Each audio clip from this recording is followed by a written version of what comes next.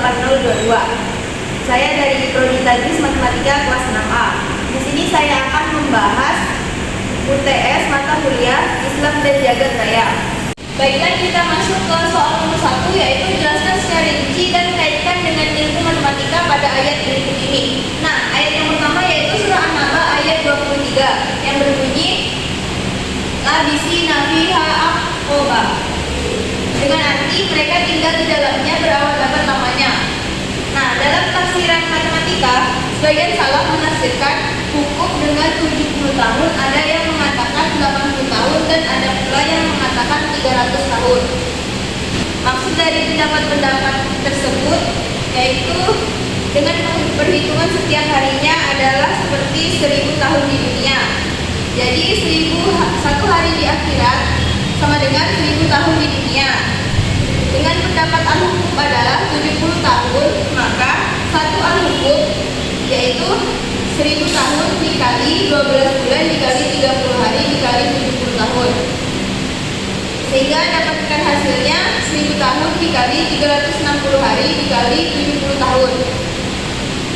Nah, ini kita kalikan sehingga kita dapatkan hasilnya 360.000 hari dikali 70 tahun. 360.000 hari dikali 70 hasilnya yaitu 25.200.000 hari. Nah, kita akan ubah menjadi tahun sehingga 25.200.000 hari ini kita bagi dengan 12 bulan dan kita dapatkan hasilnya 2.100.000 tahun. Adapun pendapat lain yang mengatakan 1 al-hukum adalah 300 tahun, maka al-hukum ini akan lebih banyak lagi. Baiklah, kita lanjut ke surah yang kedua yaitu surah Al-Kahfi ayat 19, di mana artinya, dan demikianlah kami bangunkan mereka agar di antara mereka saling bertanya. Salah seorang di antara mereka berkata, sudah berapa lama kamu berada di sini? Mereka menjawab, kita berada di sini sehari atau setengah hari. Berkata yang lain lagi, Tuhanmu lebih mengetahui berapa lama kamu berada di sini. Maka suruhlah salah seorang di antara kamu pergi ke kota dengan membawa uang perakmu ini, dan hendaklah dia lihat manakah makanan yang lebih baik, dan bawalah sebagian makanan itu untukmu, dan hendaklah dia berlaku lemah lembut, dan jangan sesekali menceritakan halku kepada siapapun. Nah, dari ayat ini dapat kita tuliskan secara matematis, yaitu 309 tahun waktu yang sebenarnya sama dengan 1 atau setengah hari yang dirasakan. Nah, 309 tahun ini kita dapatkan dari surah Al-Kahfi pada ayat 25. Baiklah, dapat kita tuliskan secara tabel. Yang pertama, waktu yang dirasakan yaitu 1 hari, maka waktu yang sebenarnya mereka rasakan yaitu 309 tahun. Jika waktu yang dirasakan 2 hari, maka waktu yang mereka rasakan sebenarnya adalah 618 tahun. Baiklah, yang ketiga yaitu surah Al-Sajdah ayat 5 yang berbunyi Yudabbirul amra minas sama'i ilal ardi tsumma ya'ruju ilaihi fi yawmin kana miqdaruhu alfa sanatin mimma ta'udun. Yang artinya dia mengatur segala urusan dari langit ke bumi, kemudian urusan itu naik kepadanya dalam 1 hari yang kadarnya lamanya adalah 1000 tahun menurut perhitunganmu. Nah, dari ayat ini dapat kita tuliskan secara matematis, yaitu 1 hari di akhirat sama dengan 1000 tahun di dunia. Nah, ini sama dengan materi perbandingan. Dapat kita tuliskan seperti di dalam tabel ini. Di akhirat itu lamanya 1 hari, dan di dunia perbandingannya yaitu 1000 tahun. Jika 3 hari di akhirat, maka di dunia yaitu lamanya 3000 tahun di dunia. Jika 5 hari di akhirat, lamanya yaitu 5000 tahun di dunia. Nah, selanjutnya jika kita konversikan dalam lama hari di dunia, maka jika 1 hari di akhirat yaitu lamanya 365.000 hari di dunia. Jika 5 hari di akhirat, maka lama di dunia yaitu 1.000.000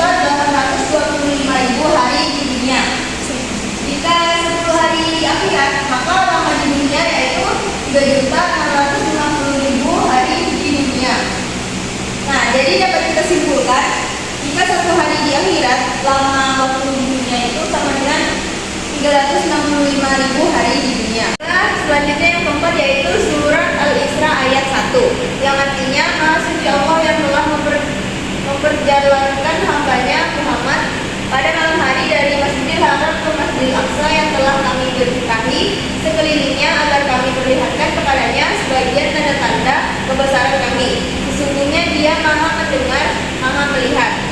Nah, ada pun kaitannya dengan ilmu matematika, yaitu pada surah Al-Isra ayat 1 ini membahas tentang Isra Mi'raj yang dapat diintegrasikan ke dalam pembelajaran konsep matematika, jarak, waktu, dan kecepatan. Baiklah, selanjutnya kita akan membahas soal nomor 2, yaitu menjelaskan konsep takbir pada sholat wajib dan sholat tarawih dalam perspektif matematika. Nah, di sini ada tabel pertama, yaitu bacaan takbir dalam sholat wajib. Nah, di sini sholat wajib kan ada 5. Yang pertama subuh. Subuh ini ada 2 rakaat. Rakaat yang pertama berjumlah 5 takbir dan rakaat kedua berjumlah 6 takbir. Selanjutnya sholat yang kedua yaitu zuhur, memiliki 4 rakaat. Rakaat yang pertama 5 takbir, rakaat yang kedua 6 takbir, rakaat yang ketiga 5 takbir, dan rakaat yang keempat 6 takbir. Yang ketiga sholat asar memiliki jumlah 4 rakaat. Dalam rakaat yang pertama ini terdapat 5 takbir, rakaat yang kedua terdapat 6 takbir, rakaat yang ketiga terdapat 5 takbir, dan rakaat yang keempat terdapat 6 takbir. Yang keempat yaitu ada sholat maghrib. Sholat maghrib ini memiliki 3 rakaat. Pada rakaat yang pertama memiliki takbir yang berjumlah 5, rakaat yang kedua berjumlah 6 takbir, dan rakaat yang ketiga berjumlah 5 takbir. Selanjutnya yang terakhir yaitu sholat isya yang memiliki 4 rakaat. Pada rakaat pertama berjumlah 5 takbir, rakaat kedua 6 takbir, rakaat ketiga 5 takbir, dan rakaat keempat 6 takbir. Nah, dari keseluruhan sholat wajib ini, jika kita jumlahkan takbirnya, maka akan mendapatkan takbir sebanyak 94. Jadi dapat kita simpulkan, dalam sholat wajib sehari 5 kali memiliki sejumlah 17 rakaat dan bacaan takbir seluruhnya adalah 94 takbir.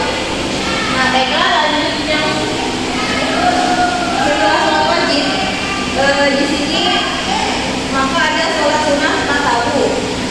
Yang terdekat adalah sholat sunnah rawatib, yaitu sholat sunnah yang dikerjakan mengiringi sebelum atau sesudah sholat wajib. Ada 2 hal yang perlu dipertimbangkan. Yang pertama, bahwa sesudah sholat subuh dan asar dilarang sholat sunnah rawatib. Kedua, sholat rawatib yang mu'akkadah atau diutamakan atau masih jenis tahu hanya 7 waktu masing-masing 2 rakaat, sebelum subuh, sebelum dan sesudah zuhur, sebelum asar, sesudah maghrib, sebelum dan sesudah isya. Jumlah bacaan takbir keseluruhan dalam sholat rawatib tarawih adalah 77 kali bacaan takbir. Nah, untuk perinciannya kita dapat lihat di tabel yang kedua. Di sini terdapat 7 sholat rawatib. Yang pertama sebelum subuh yang memiliki 2 rakaat. Untuk rakaat pertama jumlah takbirnya yaitu 5 dan rakaat kedua jumlahnya 6. Begitupun untuk sholat rawatib yang lainnya jumlahnya sama, sehingga jika kita jumlahkan semuanya adalah 77 takbir. Nah, dari tabel ini jumlah bacaan takbir dalam sholat wajib adalah 94, sedangkan dalam sholat sunnah rawatib adalah 77 kali bacaan takbir. Maka kita bisa memperoleh rangkaian bilangan 94 ditambah 77, hasilnya yaitu 171. Nah, sehingga dapat kita pecah menjadi dari 171 ini kita pecah menjadi 9 dikali 19. Nah, dari jumlah 171 kali bacaan takbir dalam sholat wajib dan sholat sunnah yang mengiringinya, jika kita kembalikan kepada bilangan konstanta 19, bismillah, sebagai pembagi diperoleh bilangan 9, dan bilangan 9 ini ternyata adalah jumlah bacaan syahadat atau tasyahud dalam sholat wajib 17 rakaat. Baiklah, selanjutnya soal yang ketiga yaitu menjelaskan bilangan-bilangan pada sholat nafilah. Nah, pada sholat nafilah ini terdapat 12 jenis sholat. Yang pertama tahajud iftitah dengan jumlah rakaat 2 dengan jumlah syahadat 1 dan takbir 11. Yang kedua yaitu sholat tahajud dengan jumlah rakaat 10, syahadatnya 5 dan takbir 55. Selanjutnya yang ketiga sholat duha dengan jumlah rakaat 8, jumlah syahadatnya 4, jumlah takbir 44. Selanjutnya yang keempat sholat syukur wudhu dengan jumlah rakaat 12, jumlah syahadat 6, jumlah takbir 66. Yang kelima tambahan tarawih Ramadan atau mutlak di luar Ramadan dengan jumlah rakaat 12, jumlah syahadat 6 dan jumlah takbir 66. Yang keenam sholat rawatib ghairu mu'abdah dengan jumlah rakaat 6, jumlah syahadat 3 dan jumlah takbirnya 33. Yang ketujuh sholat tahiyat masjid dengan jumlah rakaat 10, jumlah syahadat 5 dan jumlah takbirnya 55. Yang kedelapan sholat awabin dengan jumlah rakaat 6, jumlah syahadat 3 dan jumlah takbir 33. Yang kesembilan sholat tasbih dengan jumlah rakaat 4, jumlah syahadat 2 dan jumlah takbir 22. Yang ke-10 sholat taubat dengan jumlah rakaat 2, jumlah syahadat 1 dan jumlah takbir 11. Yang ke-11 sholat hajat dengan jumlah rakaat 2, jumlah syahadat 1 dan jumlah takbir 11. Yang terakhir sholat istikharah dengan jumlah rakaat 2, syahadatnya 1 dan takbir 11. Nah, jika dijumlahkan secara keseluruhan, jumlah rakaatnya yaitu 76, jumlah syahadatnya 38 dan jumlah takbirnya 418. Nah, di sini kita akan pecah menggunakan rumus n dikali 19, sehingga kita dapatkan pemecahannya dari 76 menjadi 4 dikali 19, dari 38 menjadi 2 dikali 19, dan dari 418 menjadi 22 dikali 19. Nah, jika dihitung untuk masa 1 tahun Komariah, maka masing-masing jumlah rakaat nafilah yaitu 76 dikali 354 hari dalam 1 tahun, yaitu hasilnya 26.904.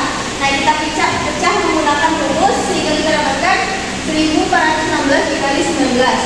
Yang kedua jumlah ucapan syahadat nafilah yaitu 38 kita kali dengan 354 hari dalam 1 tahun Komariah. Nah, kita dapatkan hasilnya 13.452. Kita pecah jadi 708 dikali 19. Dan yang terakhir jumlah bacaan takbir nafilah yaitu 418 kita kali 354 sehingga kita dapatkan hasilnya 147.972 dan kita pecah menjadi 7.788 dikali 19. Nah, pada bilangan-bilangan sholat nafilah ini terdapat bilangan asli, bilangan bulat, bilangan prima, bilangan cacah, dan bilangan komposit. Baiklah, selanjutnya kita akan membahas soal nomor 4 yaitu jelaskan angka 53 tentang Mi'raj Nabi Muhammad SAW.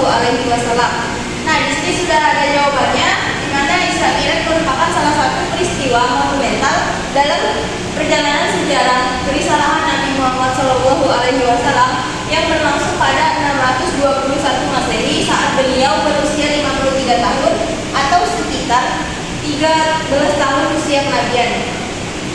Nah, maka dari itu angka 53 ini merupakan usia Nabi Muhammad SAW saat melaksanakan Isra Mi'raj. Pada angka 53 di sini terdapat bilangan puluhan yaitu 5, di mana 5 ini menunjukkan jumlah sholat wajib dalam satu hari dan perintah melaksanakan sholat wajib 5 waktu ini Nabi dapatkan pada peristiwa Mi'raj. Selanjutnya pada angka 53 juga terdapat bilangan satuan yaitu 3, di mana 3 menunjukkan jumlah bacaan saat ruku dan sujud. Selain itu, angka 3 juga merupakan sunnah yang dilakukan